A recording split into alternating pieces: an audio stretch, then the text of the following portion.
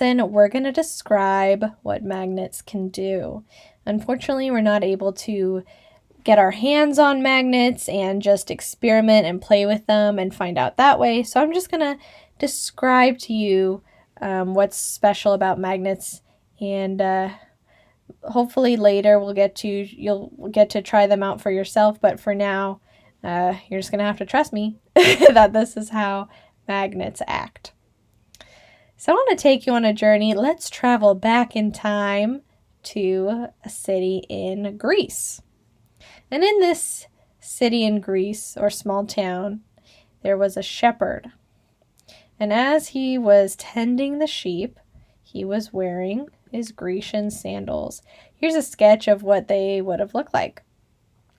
If you look up close, on the bottom of the sandals were nails. The nails were holding bits of the sandals together. And now the shepherd noticed that as he was walking around tending to his sheep, his shoes kept coming apart. The nails were flying out of his shoes. He figured out that what was causing this was that he had stumbled upon some rocks that were pulling out the nails. Those rocks are called lodestones, pulling the metal nails out of his shoes. And where this was happening, the specific village was called Magnesia, and that's how we got the name for magnets. The lodestones were nicknamed magnet rocks, and that's how they were discovered. So now that we've discovered them, let's figure out what special properties they have. So magnets have an invisible force. They can pull things without actually touching them. So if you think about the forces we've learned about so far, any different pushes or pulls, it occurs when two things are in contact with each other. So pulling the dog on the leash, that's the leash is in contact with the dog, or pushing the shopping cart, the person is in contact with the shopping cart. But what's so special about a magnet is that a magnet can exert force. It can pull without being in contact with the other object. In fact, the magnetic force is so strong that it can even pull through a solid object. So here's the magnet up top, here's the hand, and here is the object. In this case, it's a bunch of paper clips. And the magnet is pulling the paper clips so forcefully that it's even though there's a hand in between these two objects, the paper clips are still being pulled up.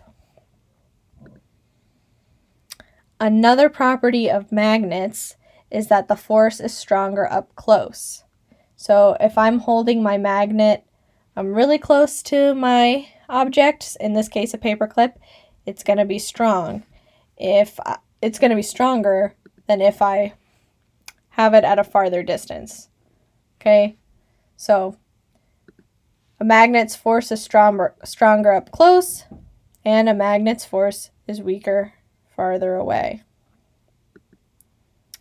Magnets can only pull metal objects. Now you might be thinking, there's a ton of different kinds of metals. Okay, we have gold, silver, copper.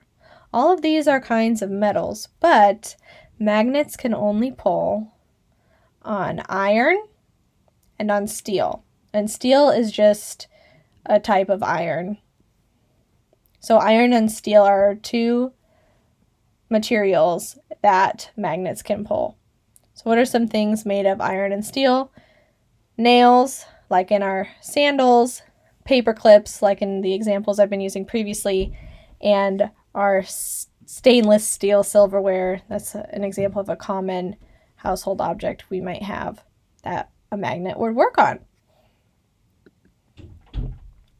Another special property of magnets is that when something made of iron, so an iron object like a paperclip, touches a magnet, it can become a magnet as well. Our special vocab word for this means that the object has become magnetized. So in this photo, the person is holding magnets and it's pulling on the paper clip. Now notice the second paper clip isn't being pulled onto the magnet itself, it's being pulled onto the other paper clip. And I bet because this paper clip became its own magnet, it's pulled up this paper clip, and then this paper clip would become its own magnet, and you could have a whole stack of paper clips pulling down because they have become magnetized. So when an iron or steel object, touches a magnet, it can become a magnet too. It's kind of like a superpower. It can double. It can spread. Property that I want to talk about of magnets is that magnets have two sides. And these two different sides have really big effects. Have you ever heard the phrase opposites attract? This is in magnets. So if magnets have two sides, let's call one north and one south. And then, so that's magnet A. And then in magnet B, there's two sides, one north and one south.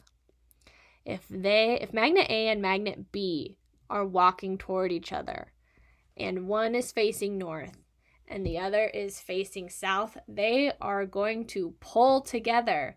They're going to squish together. They can't help it. They love each other so much.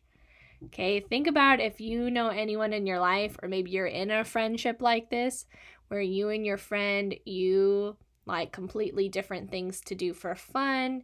You like to wear different things. You like to eat different foods. You like to watch different stuff maybe.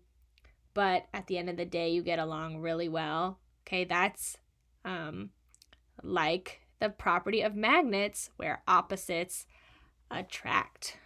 So I've added in this illustration of a rooster and a flamingo. They're making it work, even though they're quite opposite, but they are attracted to each other. Opposites attract.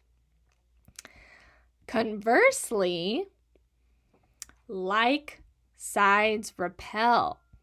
So if I have magnet A with a north side and a south side, and magnet B with a north side and a south side, and they're walking toward each other, if they're both facing the same way, let's say they're both facing north, they will repel, which means they will push away from each other. Think about a pair of twins. That's a good visualization. The twins, like in this picture, they look too much alike. They don't like that. They're pushing away from each other. They're off to find somebody else. So let's have these visuals next to each other. So far I've been telling you that magnets have two sides. The special word for those sides is pull. Okay, not pull like force, but pull like North Pole, South Pole. So in picture 1, when the magnets are pulling toward each other, that means we know they are facing opposite ways.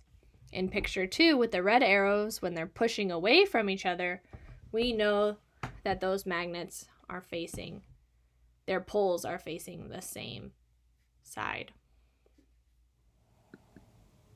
So our biggest takeaways about magnets from this lesson is 1, magnets can pull things without touching them. Okay, and that pull can be so powerful, it can go through a solid object. Number 2, only objects that contain iron are affected by magnets. Number 3, the closer a magnet is to a magnetic object, the stronger its force will be. And likewise, the farther away a magnet is from that magnetic object, the weaker its force will be. And lastly, magnets have two sides.